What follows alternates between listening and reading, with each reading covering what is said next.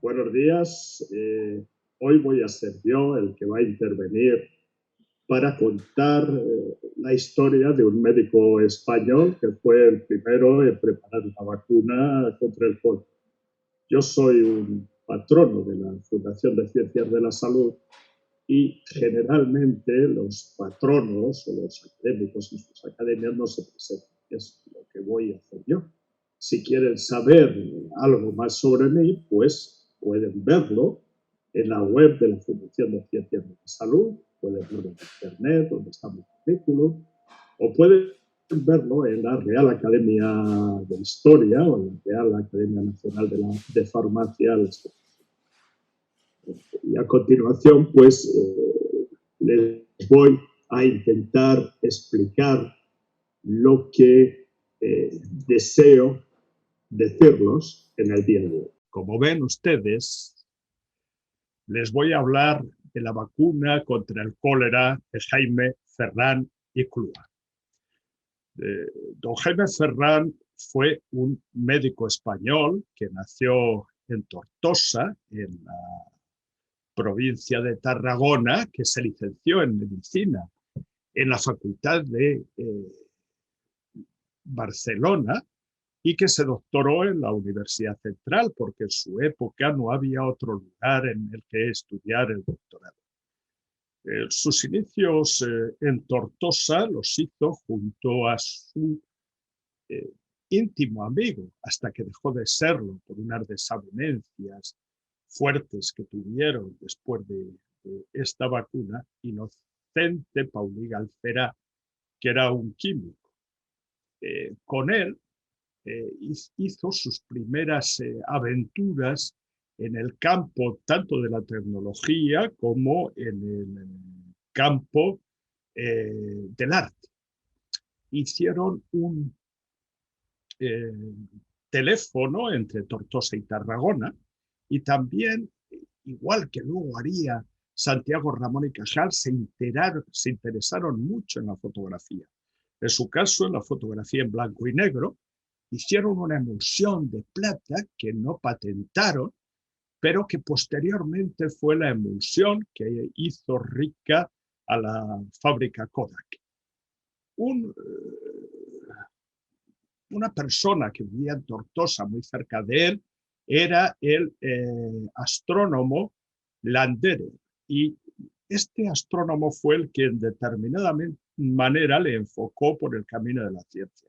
Ferrán decía que tenía un temperamento creador y un temperamento de artista, y Landerer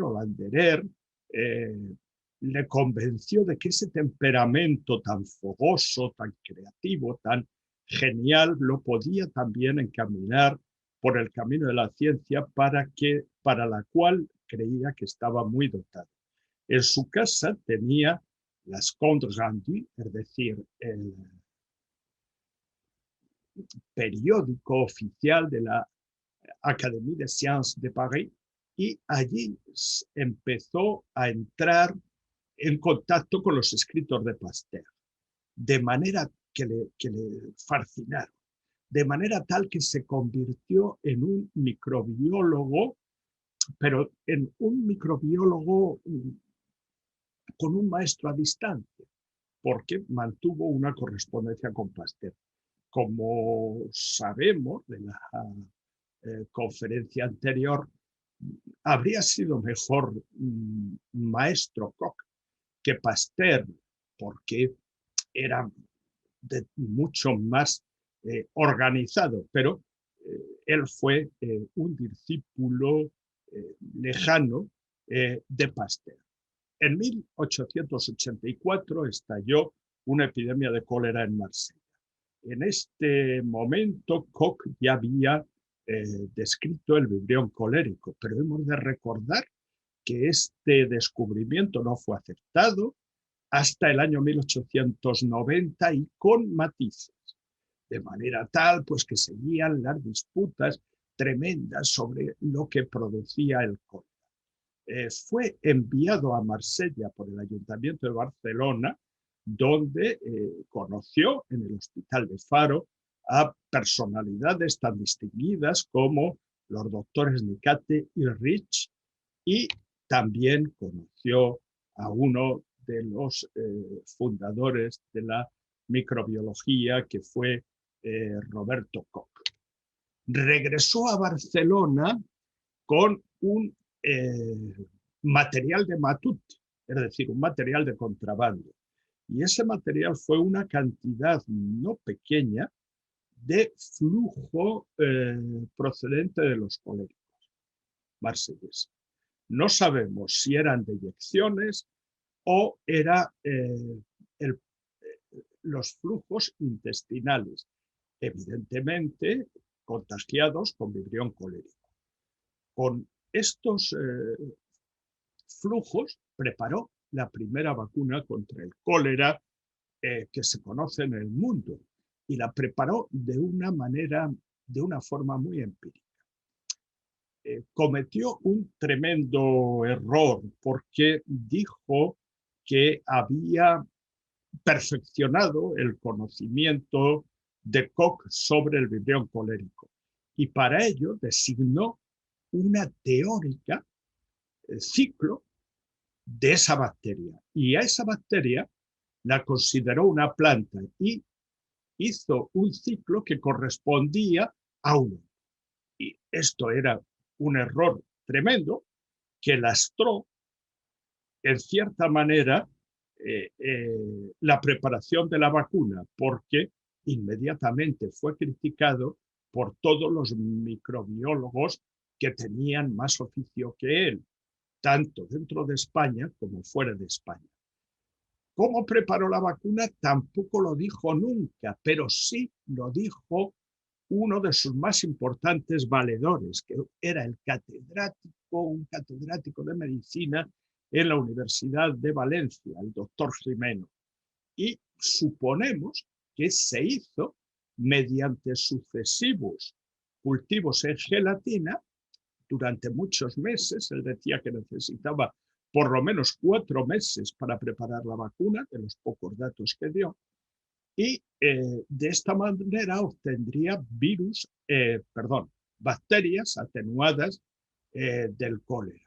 Lo que hizo fue inyectar a conejos el líquido de coléricos que él había traído. Los conejos fallecieron.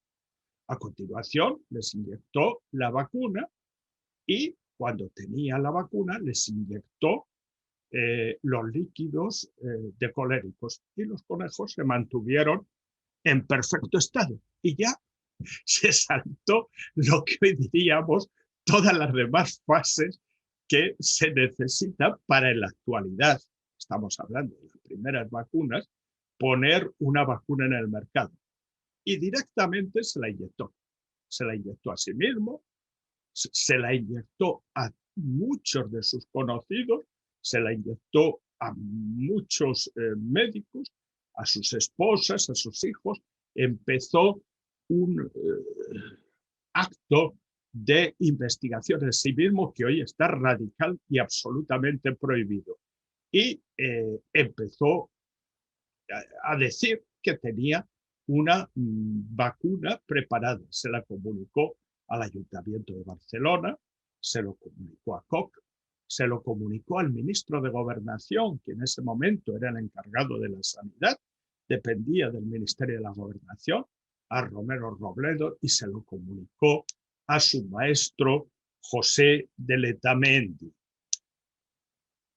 El 1 de marzo de 1885, con la epidemia de cólera de 1885 ya casi en plena efervescencia en la zona valenciana, se emitió el primer informe favorable sobre esa vacuna de la Real Academia de Medicina de Barcelona, en el que decía fundamentalmente que la vacuna era inocua, que no causaba mal en el peor de los casos. En abril, Amalio Jimeno le llama a Valencia y empiezan una campaña de vacunación por los pueblos valencianos de forma prácticamente masiva. El 14 de abril comenzó a vacunar en Alcira. Pero el 18 de mayo, y fíjense en la fecha, más de un mes después, Castelar pregunta en el Congreso sobre la vacuna. Castelar es liberal, en el Congreso está los conservadores. Y empieza un fenómeno que ahora conocemos bien de politización de la ciencia y de politización de la sanidad, que vemos que ya es muy antiguo. Castelar pregunta a Romero Robledo y Romero Robledo le contesta que no está claro que sea la bacteria colérica la causante del cólera. Y dice esto porque hay un médico, Antonio Moreno, que trabaja en el hospital de José Eugenio Olavide. José Eugenio Olavide es el padre de la dermatología española, y en su hospital, en el Hospital de San José, instalaron un instituto micrográfico que estaba a cargo de un doctor, Antonio Moreno, que se convirtió en el fundamental enemigo de Ferran. Y dice que han descubierto en la casa de campo que también hay estos bacterias del cólera. Si lo dijeran en la actualidad,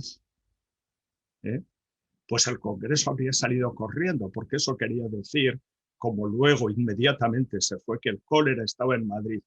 Pero como no tenían muy claro lo de las bacterias, tal, Castelar le contestó con una broma, y todos los periódicos liberales contestaron a Romero Robledo con una broma.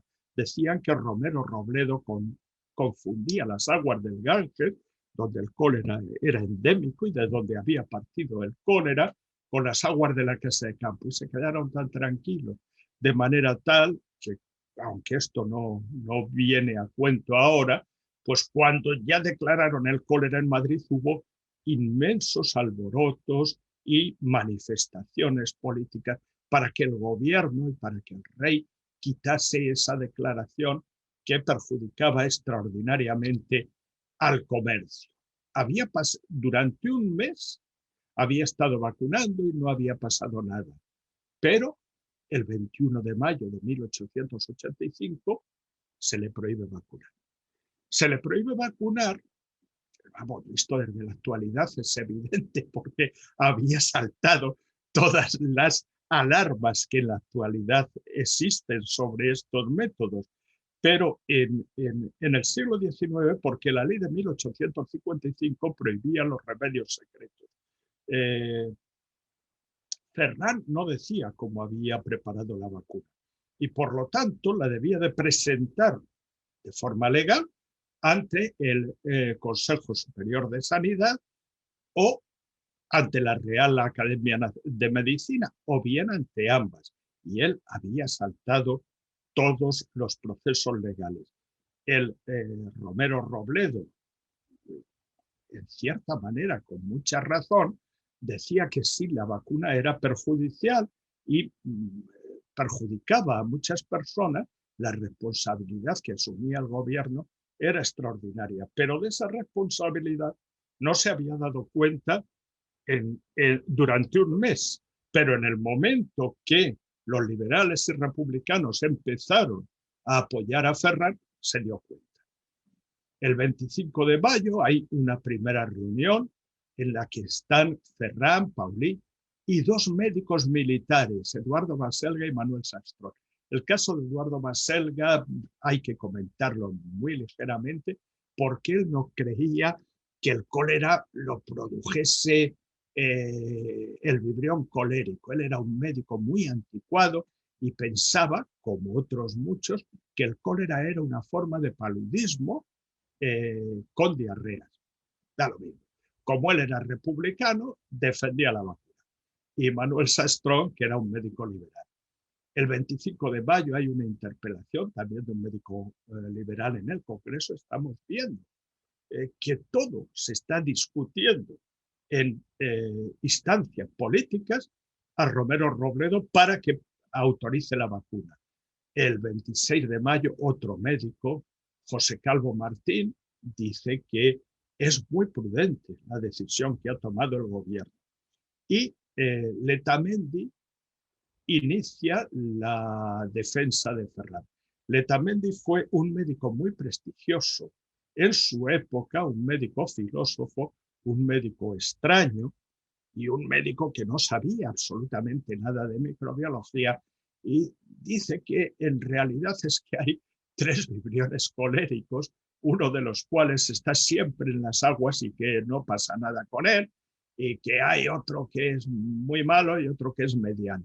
Se están constantemente hablando del cólera nostros, del cólera vostros, del cólera morbo-asiático. Están en un momento de cambio de paradigma y en realidad pues no conocen nada bien. Pero repito, esto no es cosa solo de los médicos españoles.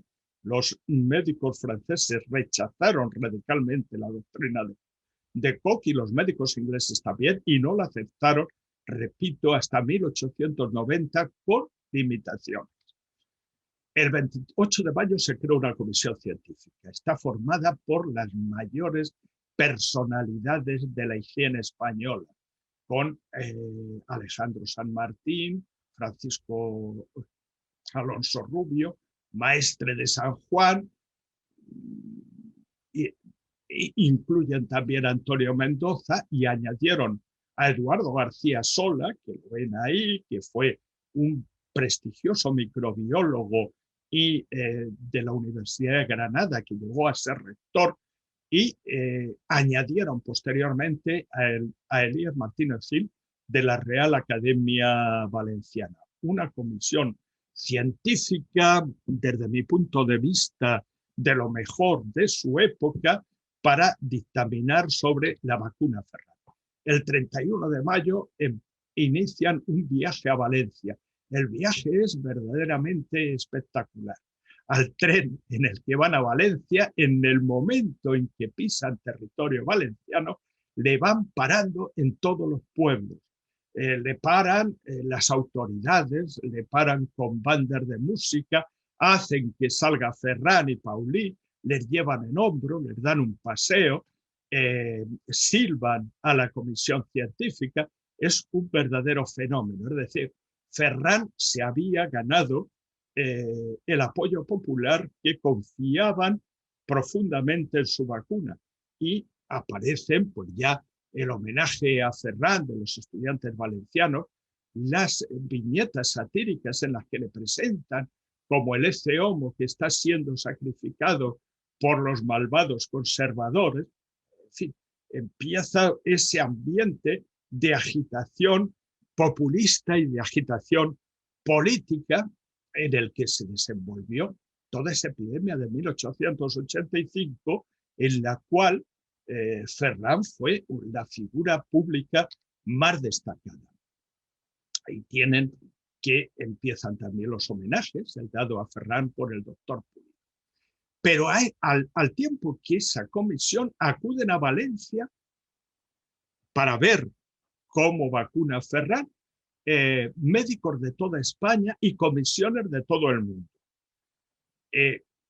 Se manifiestan positivamente la comisión de la Academia de Medicina y Cirugía de Zaragoza, con algún reparo, el Ayuntamiento de Sevilla, cuyos médicos empiezan inmediatamente a vacunar, la Comisión Británica, la Comisión de la Diputación de Toledo, la Real Academia de Medicina de Valencia, el Ayuntamiento de Zaragoza, el Instituto Médico Valenciano, la Comisión Militar Española, y al final también, de manera no muy rotunda, pero también positiva, la Comisión Oficial. Pero miren ustedes quienes dicen que la vacuna no sirve para nada: la Comisión Belga, el Ayuntamiento de Granada, la Comisión Especial Francesa, la Independiente Francesa, la de Estados Unidos y la de la Diputación de Zaragoza, presidida por Santiago Ramón y Cajal. Quiere decir que las negativas son de muchísimo peso. He de dejar constancia de que A la Comisión francesa le surgió inmediatamente crítica en propio suelo francés. Dijeron que habían estado muy poco tiempo, que tenían muchos prejuicios contra los españoles y que el diputado que había venido se había comportado de manera cobarde, tanto en Valencia como anteriormente en Marsella. Y en Francia, pues la opinión pública no fue tan negativa. Es muy interesante lo que dijo el diputado de Estados Unidos, que dijo que las condiciones de vida en Valencia eran miserables, que aquella gente vivía sin ninguna posibilidad material de poder hacer una vida digna y que encima la vacuna consistía en inyectar sustancias fecales. Por lo tanto, que era espantoso. Tampoco sabía muy bien de qué iba el asunto el diputado, el comisionado americano. A favor, que lo más importante, estuvo el Partido Liberal y el Partido Republicano. Y relativamente en contra, aunque no del todo en contra, el Partido Conservador. Aquí tienen una fotografía de médicos conservados, como ven por el logo superior en la Real Academia Nacional de Medicina de España, en la que los principales y más avanzados médicos españoles apoyan a Ferran. Y aquí tienen a su principal contradictor, Santiago Ramón y Cajal. Santiago Ramón y Cajal no sabía nada de microbiología, le dijo que fuera la Diputación de Zaragoza, era catedrático en Zaragoza, se interesó muchísimo por la vacunación, mantuvo correspondencia que se conoce con Ferran y después de estudiarlo muy bien, entendió lo que he dicho al principio, que Ferran había cometido un fallo en la teoría microbiológica muy grande y que lo que él consideraba que era el desarrollo de la bacteria del cólera, en realidad, decía él, eran trozos cristalizados de la misma bacteria. Evidentemente fue un error, no sé si eran trozos cristalizados o eran otras bacterias presentes en el jugo gástrico, porque también describe espirilos y describe diversas formas de bacterias. Esto a Santiago Ramón y Cajal le pareció que implicaba que la vacuna ya no servía para nada y él propuso de manera alternativa una vacuna contra el cólera con vibriones coléricos muertos. No lo dejó allá, mandó un escrito científico y por lo tanto no se le considera a él el inventor de esta vacuna, sino a otros dos investigadores extranjeros que la pusieron unos años después en movimiento, y Santiago Ramón y Cajal nunca se volvió a ocupar de la microbiología, aunque sí dirigió el Instituto Alfonso XIII, en donde, entre otras cosas, se hacían labores muy importantes en el ramo de la microbiología. Los contrarios a la vacuna eran contrarios por la descripción del circo, como he dicho reiteradas veces, que era errónea. No sabían si eran bacterias vivas o atenuadas. Digo yo, eran bacterias atenuadas. No se conocía el método de atenuación. Ferran no dijo una sola palabra, porque teóricamente era muy tímido, y el que hablaba en su lugar era Jimeno. Entonces no había manera de ponerse en contacto con él. Sí he de decir que la comisión científica analizó microbiológicamente el fluido que utilizaba para vacunar, y sí he de decir también que la analizó químicamente, pero no dejó que ese fluido fuera analizado por nadie más y se negó a entregarlo al Consejo de Sanidad, a la Real Academia de Medicina o a la Facultad de Medicina, con lo cual, pues, las dudas se incrementaron. Decían que tenía un motivo claramente económico que ni Ferran ni Gimeno negaron nunca, aunque siempre mantuvieron, y es verdad, que a todas las personas sin recursos, a todos los pobres, los vacunaron gratuitamente. Y pensaban que si no estaba bien atenuada la bacteria, en vez de curar, pues podía hacer que la enfermedad avanzara más. El 13 de junio, en un gran banquete en el ayuntamiento de Alginet, y el 19 de junio hay un informe de la comisión que declaraba a esas alturas que había cólera en Valencia y que era bastante favorable a la vacuna. Esto se lee en el Congreso y el 23 de junio, sobre la marcha, el ministro de Gobernación autoriza la vacuna. Pero el 6 de julio sucede el caso de las hermanitas pobres de Valencia. Durante la epidemia de cólera de 1885 seguía un sentimiento anticlerical importantísimo en España. Siempre se ponía en contraposición la ciencia con la creencia, entre otras cosas, porque las manifestaciones de creencia para pedir que finalizase el cólera eran constantes. En 1834 había habido una matanza terrorífica de frailes en Madrid a los que se acusaba de transmitir el cólera. Pero, sin embargo, las hermanitas de la caridad eran utilizadas sistemáticamente para atender a los coléricos.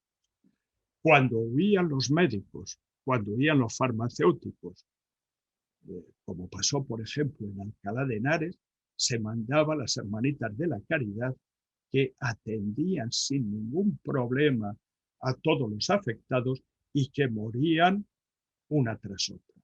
Y morían con absoluta caridad cristiana y sin ningún problema. Pues en un asilo que había en Valencia murieron muchos asilados y muchas hermanitas estaban ya contagiadas del cólera.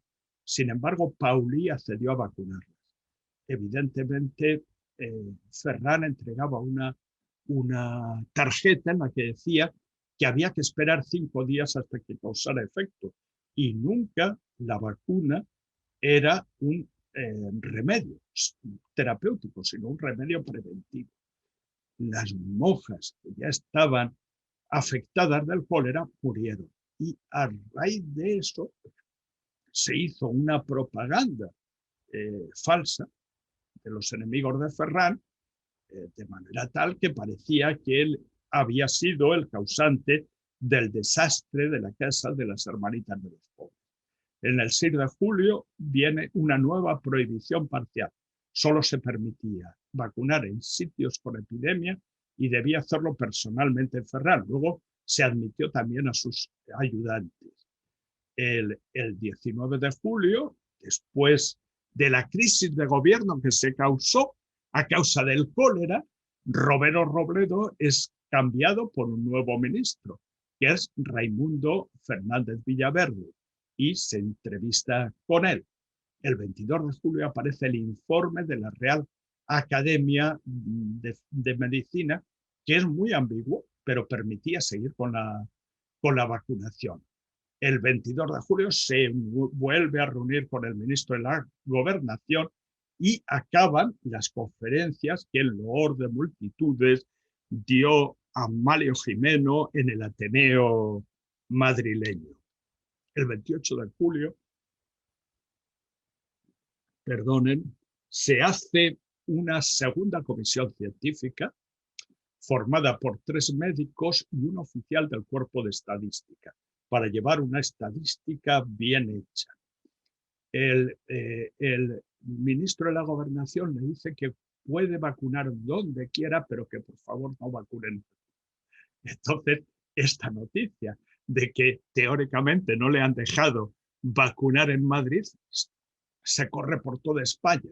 Y en los pueblos en los que intentan vacunar, pueblos de la provincia de Zaragoza, Híjar, Puebla de Híjar y Albacete, no quiere vacunarse nadie. El 15 de agosto tampoco quieren vacunarse nadie en Villajoyosa, en Alicante. Dicen que se vacunen los madrileños. Si en Madrid está prohibida la vacunación, ¿por qué van aquí a venir a vacunarme? La comisión vuelve a Madrid el 22 de agosto y el 31 de agosto ya le dan un gran banquete en Reus, en lo que ya puede pensarse que es el fin de la epidemia.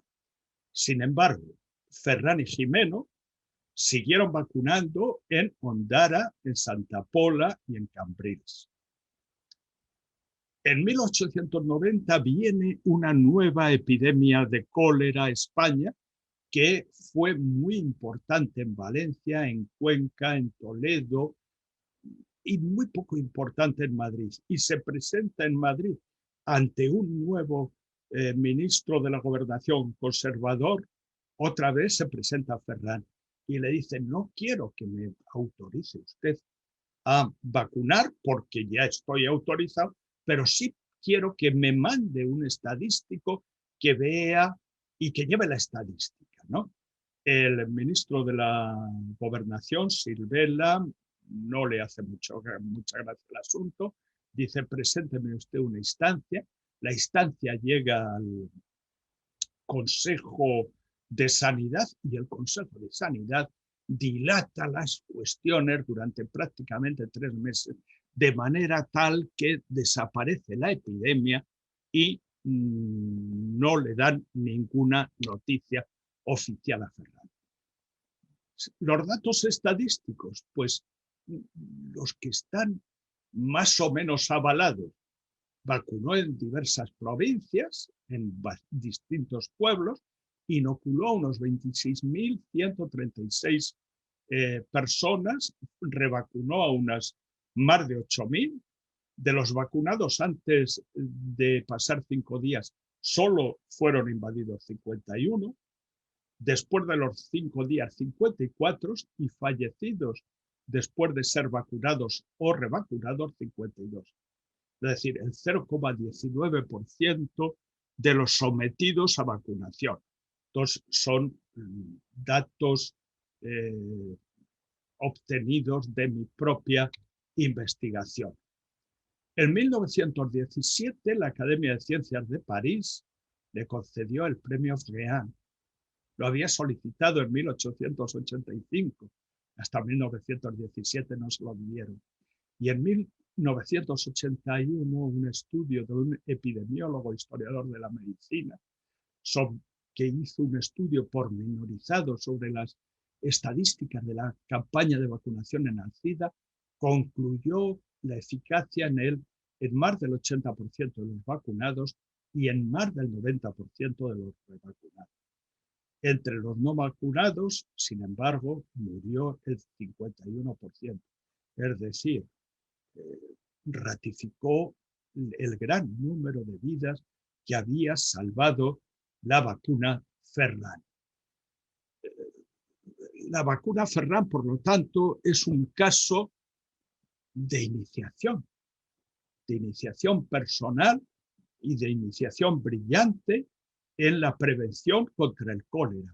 Y parece que al final es un fracaso debido a las connotaciones políticas. Y en cierta manera fue así, pero ya hemos visto que la posteridad, tanto internacional como nacional, le dio la razón. Ferran no tuvo una mala vida. Ferran fue nombrado posteriormente director del Laboratorio de Bacteriología de Barcelona, en donde rompió con Pauling debido a unas divergencias con respecto a la vacuna antirrábica de Pasteur, que la preparaba de una determinada manera.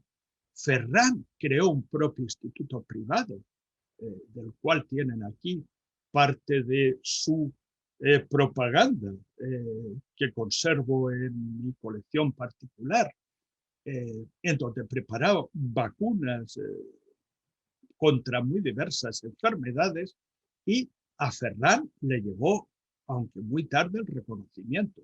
Primero en Madrid, en 1952, posteriormente en Barcelona, en 1972, y ya empezó a ser tratado como lo que creo que merece, a pesar de que fue un hombre con unos principios prácticamente autodidactas, como uno de los grandes introductores de la microbiología, de la vacunación en nuestro país. Su importancia desde el punto de vista popular fue inmensa, de manera tal que los periódicos diarios, tanto nacionales como regionales, se plagaron de caricaturas suyas. Aquí tienen 4 de las mismas. Y con esto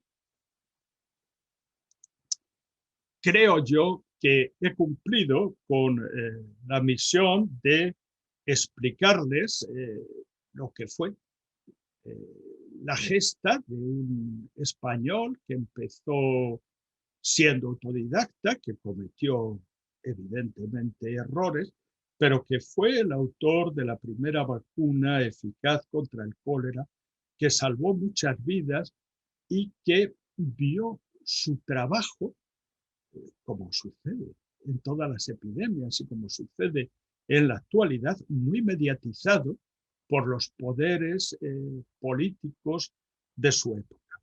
Espero haber sido lo suficientemente claro y espero no haberles alejado, sino todo lo contrario, de este ciclo de conferencias destinado a hablar de la historia de la vacuna, en el cual les espero el próximo día.